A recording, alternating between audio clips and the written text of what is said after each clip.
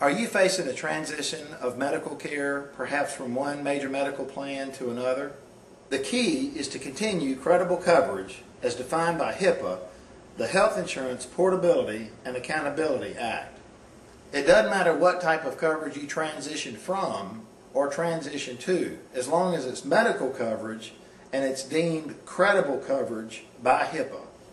HIPAA states that there can be no more than 63 days break of coverage between when your first health insurance plan ends and your new health insurance plan begins. If you're transitioning to a new employer and becoming eligible for that employer's medical plan, that plan probably has a probationary period. Depending on the state that you're in and whether it's a fully insured plan or a self-funded plan, it will probably be a 30-day, a 60-day, or a 90-day probationary period.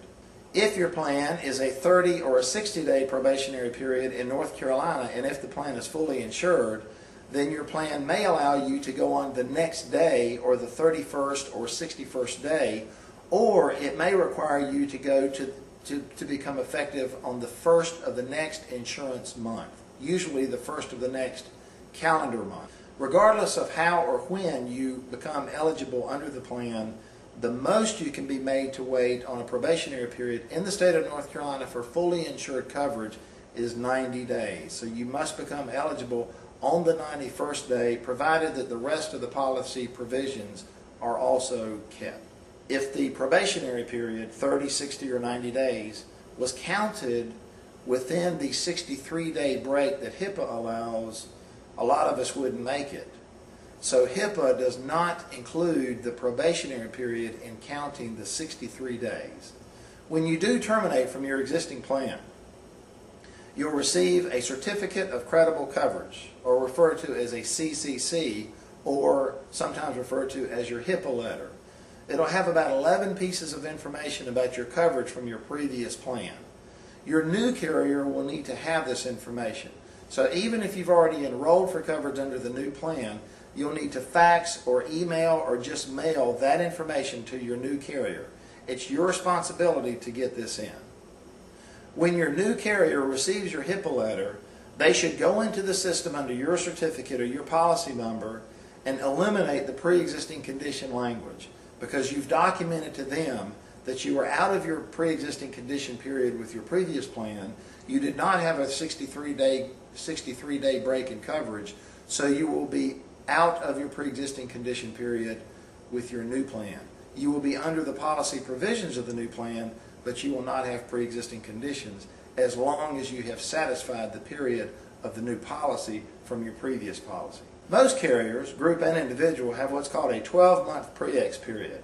That means that if you or one of your eligible dependents that you're covering has been under any care or consultation, prescription drugs, visits, diagnoses, whatever, for a specific condition within 12 months prior to your effective date under your new policy, then that provision will not be covered for that person for 12 months immediately following the effective date under your new policy. HIPAA says that as long as you have satisfied that period of coverage with a previous carrier, then the new carrier cannot make you satisfy that pre-existing condition period again. What happens if you did not have a full 12 months of coverage with the first carrier? Well, you were in the process with the first carrier of getting through your 12-month probationary period, assuming that's what it was. So therefore, your new carrier will give you that credit towards the second carrier. You'll have 4 months satisfied with them, just as you had with the previous carrier, and you'll need so many more months with the new carrier. It could be possible that you had a previous carrier to this carrier. Say you were with carrier A for 12 months, then you were with carrier B under a different situation for 3 months, and now you're with carrier C, your new employer. Well, you'll need to show carrier C your HIPAA letters for carriers B and A, provided that you haven't had greater than a 63-day break in coverage from the two previous carriers. You can piece together all of that continuous coverage and prove to your new carrier, your latest carrier, with your latest employer perhaps, that you have had continuous coverage. This also applies for any eligible dependents that you can piece together previous coverage. Remember, HIPAA applies to group and/or individual coverage as long as that coverage is deemed to be credible coverage. If you have any questions about that, contact your current carrier and ask them if what you have is credible coverage under HIPAA. We've been describing breaks in coverage, and breaks in coverage are just that. You're not covered.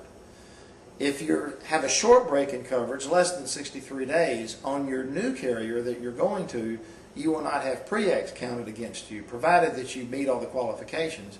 But during those breaks, you will not have insurance coverage. How do you cover yourself during those periods? Well, you can call your insurance agent or call me, and there are options for you, such as short-term temporary medical policies that you may want to take out on yourself during those breaks in coverage.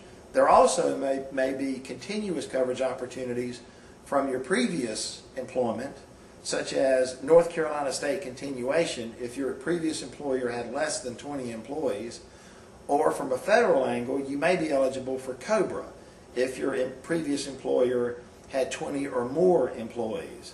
You can talk to your agent about that or call our office at Blue & Associates and we'll counsel you there.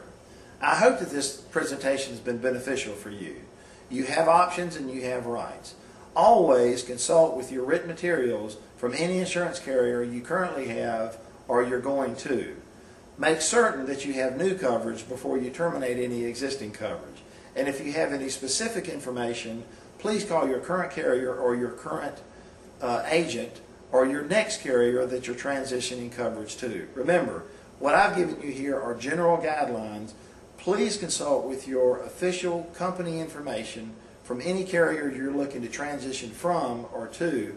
And if there's anything in this presentation that disagrees with that information, you should yield to the official information from your carrier. That's very important. Thank you.